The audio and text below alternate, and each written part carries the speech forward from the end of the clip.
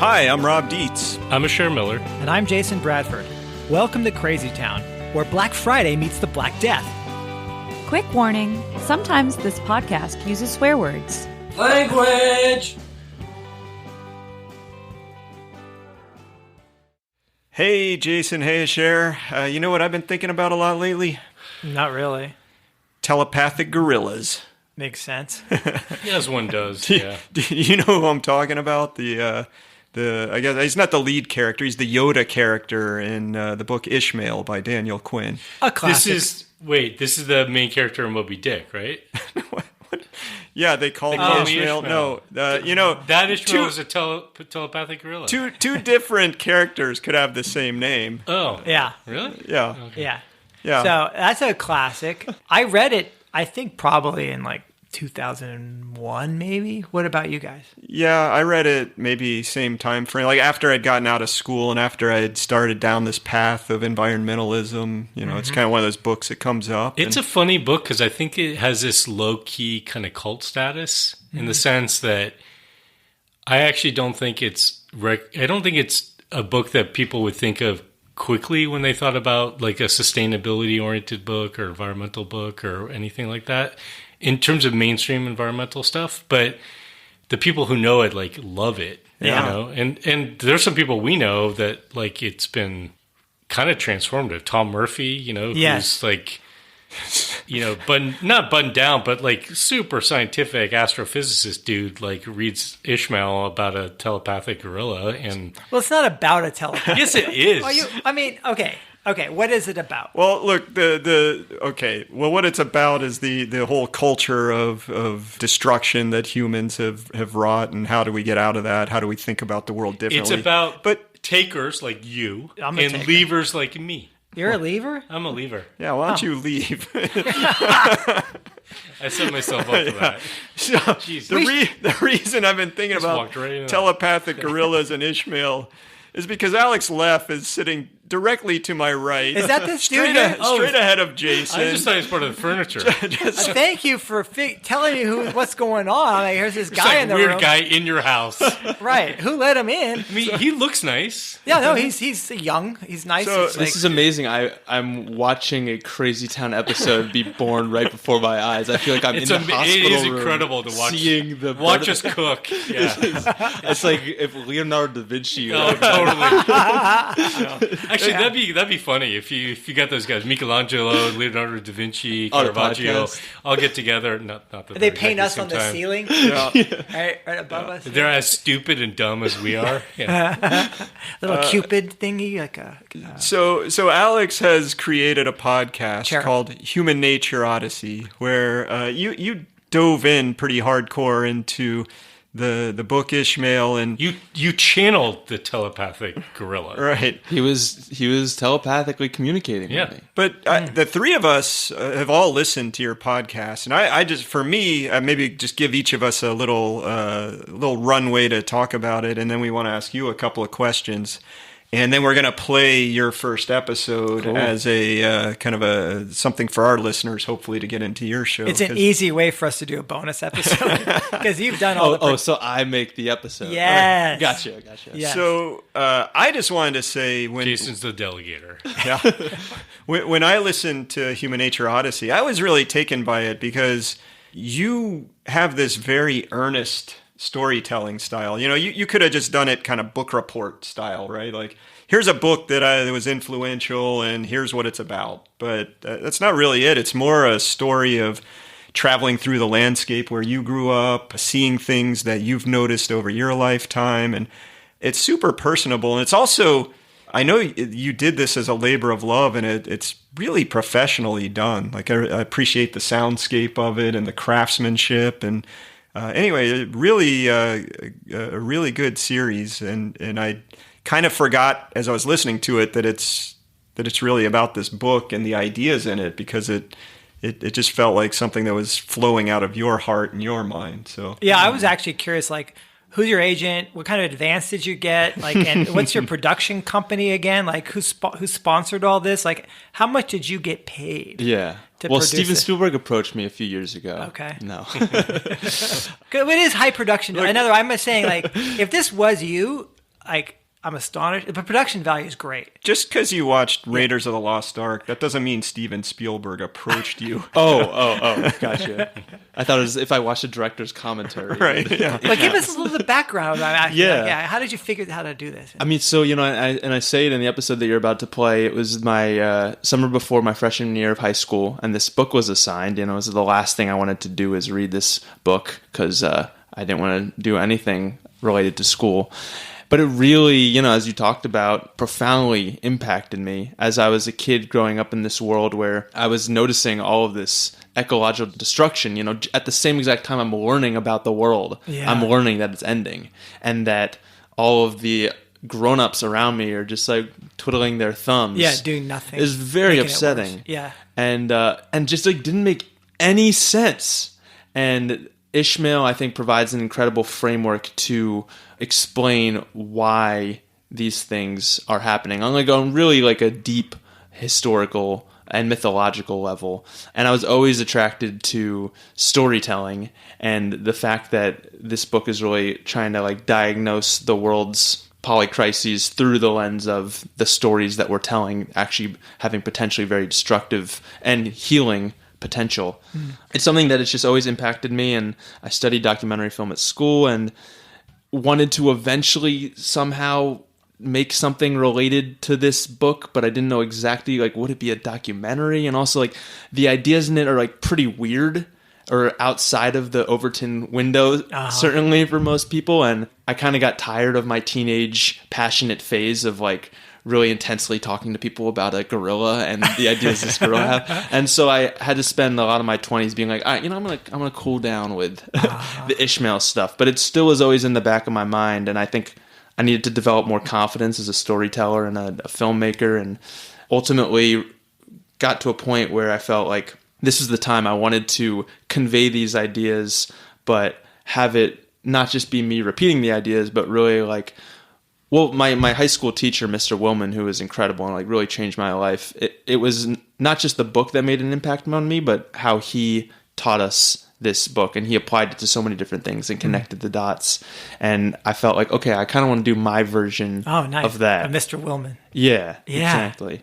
And so originally it was going to be an immersive theater piece because, the book is about this conversation that you have with someone. And so I was doing immersive theater in Los Angeles with a friend at the time. And I was thinking, okay, I'll actually have a conversation with people. A guy in a gorilla suit? Yeah. I mean, I didn't have the budget for that. But this is before Steven Spielberg. Gorilla suits are very expensive. Yeah, they are. It's hard to get you would be surprised.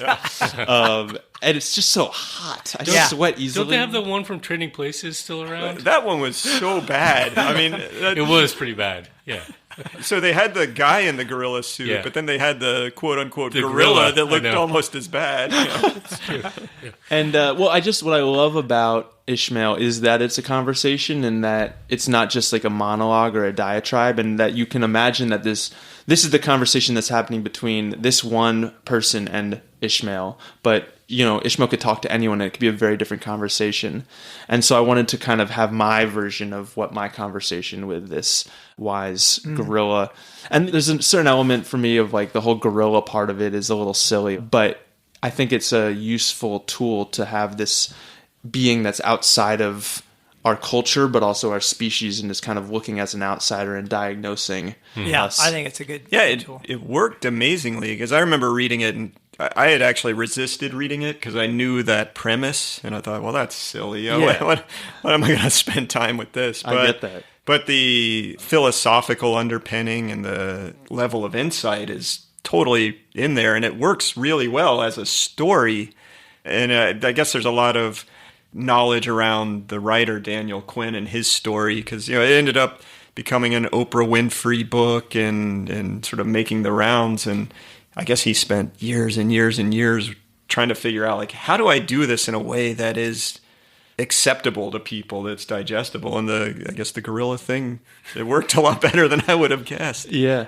And reading Ishmael gave me this feeling of like, oh, I'm not alone. Like there's someone else that's like seeing this deep level of how deeply rooted our problems are. And similar, listening to the Crazy Town podcast, it's like, okay, it's a very similar diagnosis and lens that you guys are looking through our civilization Yeah. from. Yeah, I had a moment like that too. And it was reading books, realizing, oh, other people have had these thoughts. That was really important. And Ishmael was one of them. It's kind of touching to me that it clearly impacted you so much that you were able to, in a sense, go on a journey away from it and come back. Mm-hmm. Like it obviously really stuck with you as a book. And maybe also the experience you had with your teacher who assigned it to you. Like that combination is like a seed that was planted, and maybe it germinated at the right time for you to be able to kind of do this. And you got some skills or whatever under your belt that you could create something that's clearly yours, right? This is not, like Rob said, this is not a book report on Ishmael. This is your kind of telling in an experience that you're creating for listeners. I'm curious if... And a really crappy Brooklyn accent at some points as that's part of the imaginary experience, character. But I'm just curious, because the people I've heard who have read that book were impacted by it in a way that's kind of at a scale that's beyond most books, if that makes sense. Totally. It's like on a short list for them. But it's not everybody. Do you know what I mean? And I wonder, like, if you think back on the other kids in your class, for example. Great question. They were all assigned this book. How many of them? Were there 30 Yeah. kids in your class? I don't know what the number is. I'm just wondering how many There's you only think. 29 other podcasts. Right, there are a bunch of these. Yeah. How many people went off the deep end like you? I know. And No, I know. what is it about you Yeah. that made you so open to it being that impacting? Maybe it impacted other people. I'm just curious. Yeah, I know. I mean, like, certainly no one else would help to make a podcast about it. And also, I think, like, not even just my class, but I've been waiting for... I almost felt like I came to Ishmael in 2007. It was like 15 years after the book came out, and I wasn't aware of any of the publicity or hype that had been around it. I didn't know that it was featured on Oprah or anything like that. And almost kind of felt like finding this like lost, abandoned relic that had like some weeds grown over it or something. Like certainly in my generation, there wasn't much talk about it, and I've been waiting for years for someone to freaking make something about it, and I was like, thank God, I can just sit back and watch it. And I don't know, part of me made it because it's like, damn it, I guess I'm gonna have to make the thing I want to exist. And I think also just there's a lot of people who really. I was telling Rob this earlier, how like when I was a kid, it was really cool to not care. The nerds are the ones who care about things, and you really want it to be as cool as possible as to just like not give a fuck about anything. Yeah. And that was really isolating because I was someone who cared a lot, and I thought I was the only one that cared, and was like really emotionally upset. Like I remember like being in an environmental science class and like learning about overfishing and like just seeing all this and having to sit in this desk and like it's just like really disturbing, you know. And I thought I was completely alone in that. But then in college, social justice becomes this big word for the first time in my awareness. And all of a sudden it's like, wait, actually like a lot of my peers, the vast majority of my peers, like really also cared deeply about this. My friend Ben, who I met in my 20s, was saying that growing up felt like, we're all committing mass suicide and you expect me to go back and do my homework. Yeah. Yeah. So I think that feeling was actually much more common than we realized, but because it was so uncool to speak out about that for a while, we kept that to ourselves. And obviously, there's so many ways. Like, Ishmael is not like, it's definitely not the Bible, and it's not the one way or even like, one of the best ways to get into it. It's just how I happened to get into it. And I think because it's about mythology and storytelling, that really spoke to me as someone who like loves stories more than anything. And that it's playful. It's a pretty open-minded book. It comes up with these terms like takers and leavers, but it's not really claiming to say like this is actually how the world is divided. Like it's a fiction book because this is something you're not supposed to view this as like the literal truth. Right. And I kind of like that way of talking about it. And the book we're talking about these serious real-world problems through these kind of playful parables. That spoke to me, and that's kind of the way I'd want to talk about this. Anyway, a little more lighthearted and entertaining. Curious what kind of feedback you gotten for people. Have there been people who have come across the podcast before they've read the book and then read the book? Surprisingly, I think more people have come across it who haven't heard of the book. Uh-huh. I mean, I haven't done like a good enough poll, but a lot of people are, I think, finding it because of being concerned about climate change or interested in, I think, like thinking on a civilizational scope is becoming a little bit like more the big story. The big story, Interesting. grand narratives. Because also, like when Ishmael came out, like that seemed like pretty much a big outlier, but like Charles Eisenstein in the last 20 years has gotten much bigger, and he really speaks to lots of these things. So I think there's a hunger for making sense of just like the grand scale of things. Yeah.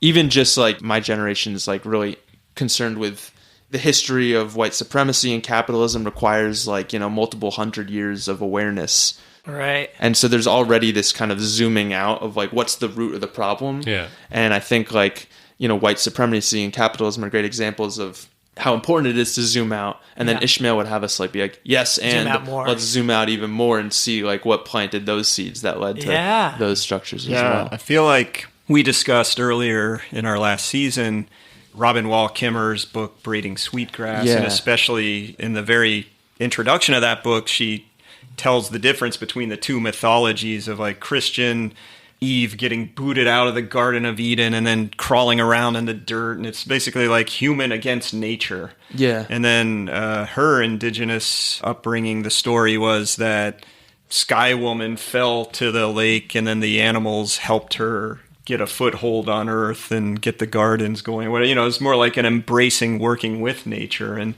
and I feel like that's essentially what Ishmael is exploring too. These like different mythology stories that we could choose to live by, one that where we're more in touch with nature and with one another, rather than us like fighting against it. Totally. And and I talked about this in episode 3 of Human Nature Odyssey, the idea of imaginary games. And I was a kid who was like obsessed with imaginary games. I was always playing. Like I get so lost in these worlds. Like D&D or what? No, not even. Just like my own. Oh, okay. Just I had one where I was Bike Boy. And I forget what my other friend, we all had our like special powers, and Lord Darkness was like the bad guy, and and sometimes we would like make little movies based on this, or like write stories. Nice. My friend was Mitchell 3000. He was a minecart, like a sentient minecart. Oh my god, which is that's wild thinking about that one. But I just like, and we would just telepathic gorillas. I thought that was a strange character, but a sentient minecart. Yeah, Mitchell 3000. Nice. Definitely inspired by Andre 3000 from Outkast, I'm realizing now. But who's often, confused for a minecart. Yes, exactly. But then just at the age I was kind of having like imaginary games bullied out of me by my peers and society was around the time I read Ishmael. And Ishmael wasn't exactly wording it this way, but essentially like the premise is, you can interpret it as being like, one of the problems of our society is that, all societies play imaginary games for adults. That all of this idea that we are separate from nature and that we must conquer it is an imaginary game that adults forget is an imaginary game. And that kind of really connected with me. It's like, oh, wow, that's actually what's going on here. Yeah. And that the solution is not to like wake up and stop playing imaginary games, but remembering like that's what makes us human, is that we enact mythologies, like, and we experience the world through that kind of meaning, and that the way to heal this problem might be to like find a healthier imaginary game to play as well too. That I think that really like got me excited. Yeah. I want to go on a hero's journey with Bike Boy. Oh yeah. Well, what would your superhero be?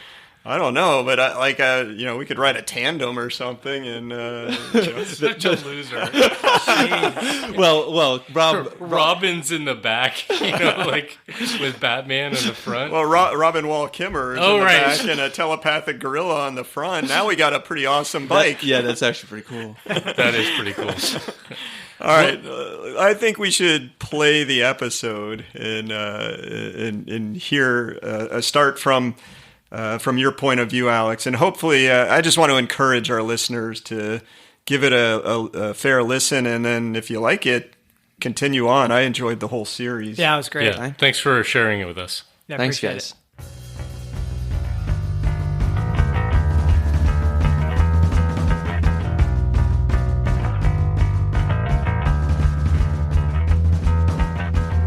You walk into your local bookstore. The smell of worn and used book pages blend with fresh coffee brewing behind the counter. As you peruse the various selections, you stop at the self-help section. There are books that offer ways to help you heal your anxiety, your depression, addiction, loneliness, stress, anger, with titles and subtitles that read, Help me help you help yourself. 7 highly effective distractions from 13 bad habits. 2 things you can do to forgive your mother and how they will help you get out of bed on time. You don't quite know what's wrong with you, so you just take this stack of books and fall into an armchair. You're not alone. We're all on our own quest to live more meaningful, healthy, and fruitful lives. Many of us feel we're out of balance with ourselves, that something is missing or not quite right. To better understand ourselves, we might try to understand the greater context in which we live. Maybe you start by examining your identity. What group am I a part of? How do I fit into something bigger than me?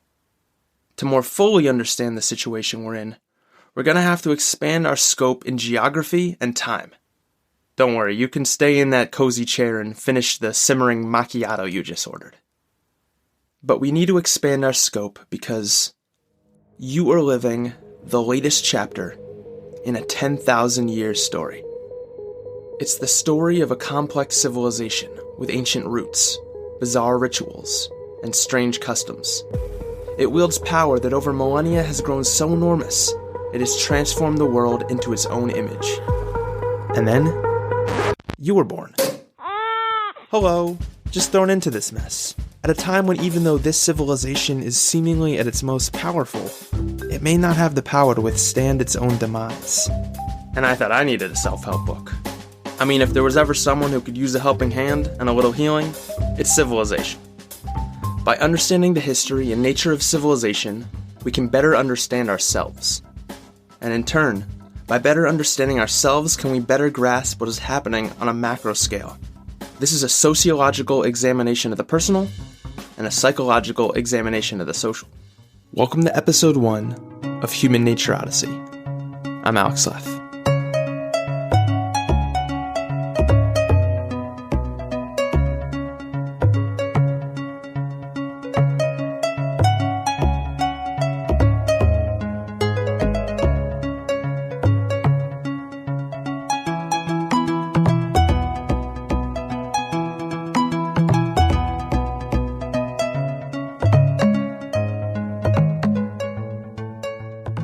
Let me tell you a little more about the podcast overall, and then we'll dive in.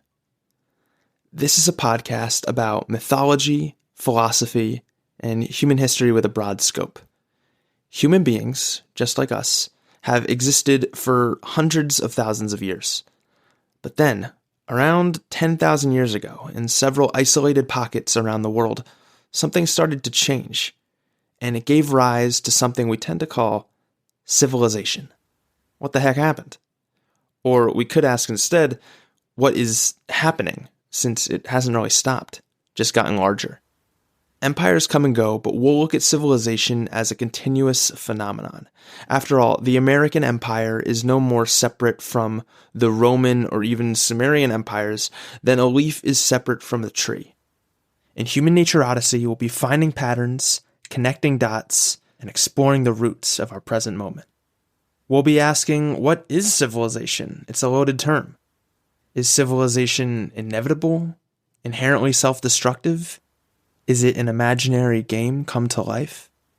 Like Frankenstein's monster, civilization is a thing humans build, but it also seems to have a mind and logic of its own. And for a long time, I've been completely obsessed with these questions. In fact, I can remember the very first time I started asking them, and it was the same summer I read a book that has impacted me more than any other book I've ever read. From now on, I will divide the books I have read into 2 categories. The ones I read before Ishmael, and those read after. This is a quote, blurb thing. On the front cover of this book we were assigned to read over the summer break before starting 9th grade. Yeah, I didn't want to read this book. I didn't want to think about reading this book. I didn't even want to think about anything related to school, let alone do anything for it. I had just finished the brutal torture that was middle school, and I had 2.5 months before going into high school. The summer was my time, finally. For just a couple months, I didn't have to get up at the crack of dawn to get on some school bus, or be talked at by a series of adults for 8 hours straight with 5-minute breaks in between to get from class to class. I definitely shouldn't have to read some book. So, I'm not. Actually, I've got a better idea. Let's get out of the house. Come on, I'm taking you with me. Just down the stairs, past the screen door, Out on the sidewalk. Let's walk.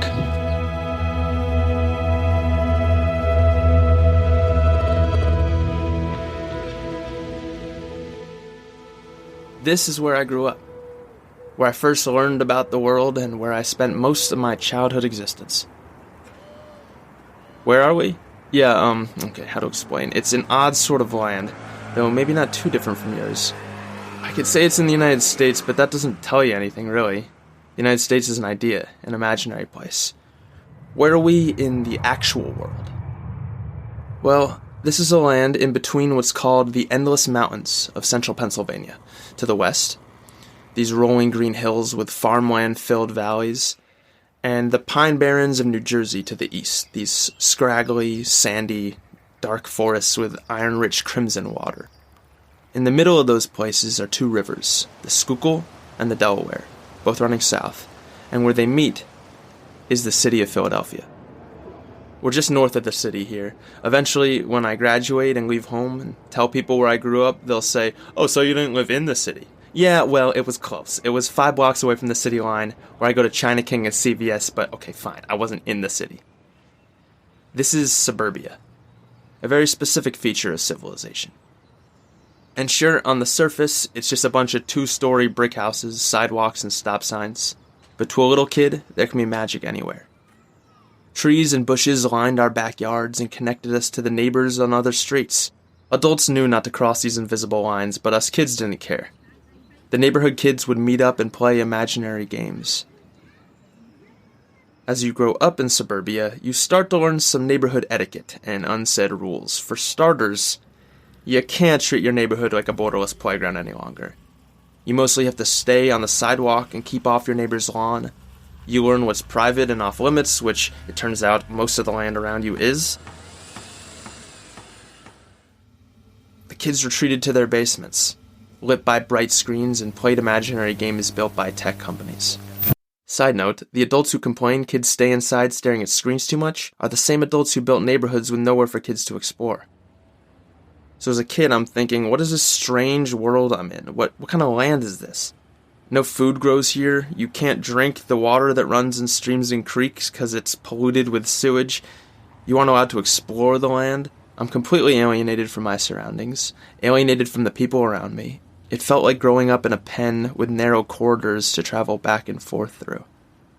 By the summer before high school, this all felt really weird to me. I wanted a land to explore and be part of. Alright, we've spent enough time on this street. I'm going to take you to a special place I found. Down the street to Pleasant Hill Road, which winds slightly up a subtle hill to the left. Make a right on Oak Lane. And then you'll get to the intersection of Oak Lane Road and Ashbourne. This intersection became like a gateway into another world for me. Okay. Looks like there's lots of cars here now. We've got to let them die down a bit. And when no one's looking, check it out. If we scramble through these thickets and bushes, watch out for the thorns. Okay. Do you see it? There. That really old house built of stone, covered in vines. Tree branches break through dark, empty windows. You can barely see it from the street. It's totally abandoned, which makes it the perfect place to explore. Someone once told me this old house was one of the first constructed by William Penn and the Quakers over 300 years ago, when they founded the city of Philadelphia and the state of Pennsylvania. William Penn must not have liked the rules where he came from either, and needed a new place to explore. The land the Quakers came to was the same one we're in now. You know, the one in between the Endless Mountains and Pine Barrens. Before Penn, this was the land of the Lenape, a people whose land I spent my entire childhood in, but knew very little about. 300 or so years ago, William Penn and the Quakers stopped along the Delaware River, and apparently were friendly with the Lenape, at least that's the story I remember, and Philadelphia, which is Latin for the city of brotherly love, was founded. When the new settlers wanted to expand west, They made a friendly deal with the Lenape that they would expand no further than how far a man could walk in a day. How far could you walk in a day? And basically, the deal was, however far that was, that's where the Quakers would stay, and they'd leave the rest of the Lenape land alone. The Lenape, being honorable people, or at least not thinking anyone could get very far in those pantaloons, agreed. The settlers, being less honorable, cleared a path through the woods and got the fastest runner they could find to sprint as far as he could in one day. William Penn's sons called it Penn's Woods, or Pennsylvania. Those guys like Latin. And there you go. Hundreds of years passed, and now there's nowhere left for a kid to really explore. Except for one place. Just wait till you see this. Past the old abandoned house, through some more thickets and thorns. There it is. Like a whole other world. Ashbourne Country Club. Once you cross the road and pass the metal fences lined with tall bushes, you're hidden, out of sight. You're free. An oasis in a desert of asphalt and concrete. Hills, meadows, trees, no neighborhood etiquette, no adults, no one. When I first stepped foot in here, it was like coming to a mythical land. The empty buildings on the old country club lay like ruins of a lost civilization. Just a few years ago, this country club was just another part of the suburban sprawl. But now that it was abandoned, I got to notice something pretty incredible happen. Back in my neighborhood, when the leaves fall, they're raked and collected, put into trash bags, and taken away. But here, in the abandoned Ashbourne Country Club, when the leaves fall, they blanket the ground. In my neighborhood, when the grass grows too tall, it's mowed down to a stubble. But here, in the abandoned land of Ashbourne, it grows into a chest-high grassland. Outside Ashbourne, if the sidewalks crack and a weed grows through it, the weed is cut, the crack is filled. But here, the weed grows and splinters the asphalt around it.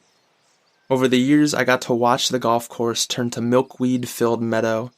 Sand traps slowly were hidden by moss and small plants. The private pool turned into a lily-pad pond, complete with croaking frogs. Acorns and dirt piled up on the abandoned roofs of the old country club buildings.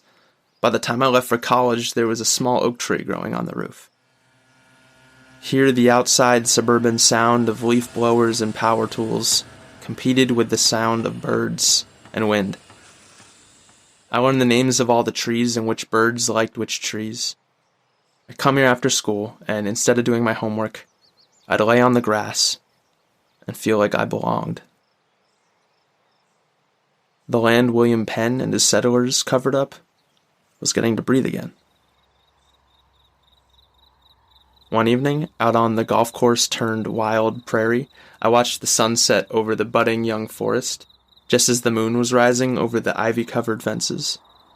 A mist spread across the field, and a deer and her fawn slowly crept out and munched on the grass under the moonlight. I cried.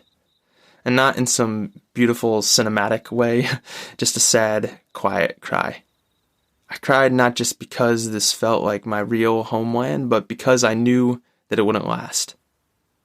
I understood that one day, probably soon, Ashbourne was going to be taken back and developed. Everything undeveloped gets developed. No one has to tell you that.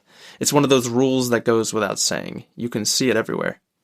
I knew the reasons too, and they weren't unreasonable. You know, the land could be used for more houses, for more people to live in, or businesses that could lower the tax rate. You know, all important adult real world stuff. I was a kid, but I got it. I understood. But part of me still felt they weren't going to be developing Ashbourne. They were going to destroy it. And I was going to lose Ashbourne just as I was getting to know it. I felt like that about the whole world too. Just as I was learning icebergs existed, I was learning they were melting. The oceans were acidifying. The rainforests were disappearing. Well, fuck, I thought. I just got here. The way the real world was pitched to me by adults was that eventually you grow up, you stop playing imaginary games, and you deal with real world problems. But here was the biggest problem of all, and it kind of seemed like no one was doing jack shit about it. I felt betrayed. I thought no one else cared. I thought I was alone. Later, I'd find out there were lots of kids feeling a lot of the same way. A friend in college told me to him it felt like we were all committing mass suicide and you expect me to go home and just do my homework?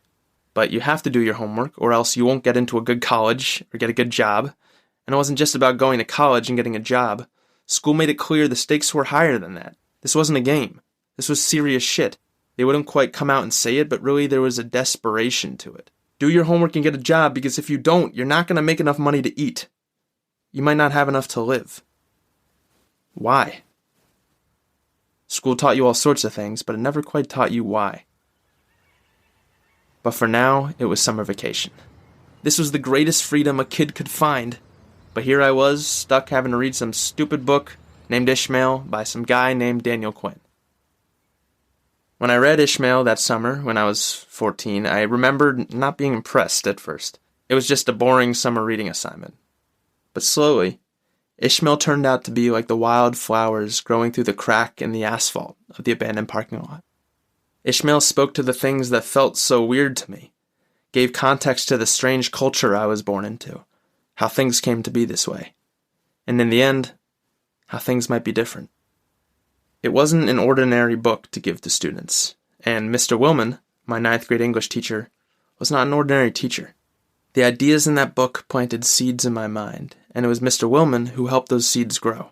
He discussed it with us in class, adding his own questions and connections. Remember when we were talking about understanding the greater context in which we live at the beginning? This was the teacher in the book that really first got me started on that. And the seeds in my mind this book planted have been growing ever since. Ishmael is a book to wrestle with, to challenge, to question. It was written in the early 1990s and speaks a specific language of its time. It's a little outdated. It's kind of written ahistorically, not connected to existing schools of thought. But I love this book. I've got to agree with that quote on the front cover of the book. From now, I will divide the books I have read into 2 categories. The ones I read before Ishmael and those read after. The subtitle of Ishmael is An Adventure of the Mind and Spirit. Together, in this podcast, we're going to go on that adventure. And this is how Human Nature Odyssey will begin. If we're going to create some kind of self-help guide for society, Ishmael is a good place to start. Over the next series of episodes, we'll explore Ishmael and its ideas about humanity, civilization, and our place in the world. You don't have to have read Ishmael by any means. This won't be a book review. These episodes will be inspired by Ishmael, but it's not Ishmael. And if you have read Ishmael, consider this a companion analysis and commentary. Like my high school English teacher, I'll be sharing Ishmael with you in my own ways. I'll guide us through the book, but a lot of it will be my own thoughts, additions, and challenges to the materials. These are the ideas I want to share with you, and maybe you'll be moved to add your own as well.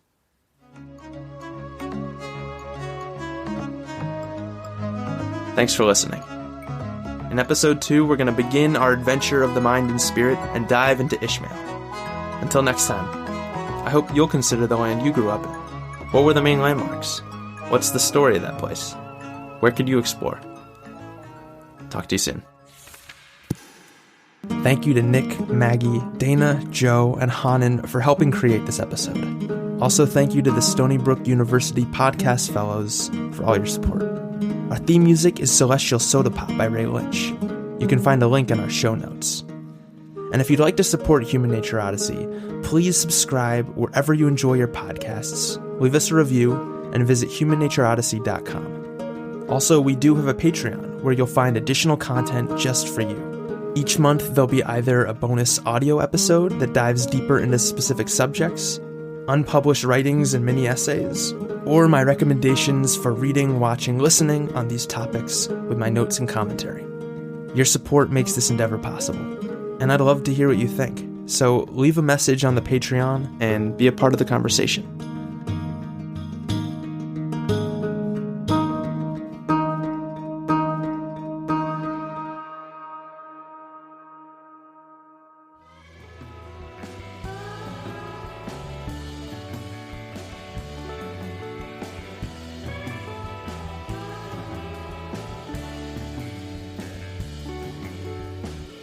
That's our show. Thanks for listening. If you like what you heard and you want others to consider these issues, then then please share Crazy Town with your friends. Hit that share button in your podcast app or just tell them face to face. Maybe you can start some much needed conversations and do some things together to get us out of Crazy Town. Thanks again for listening and sharing.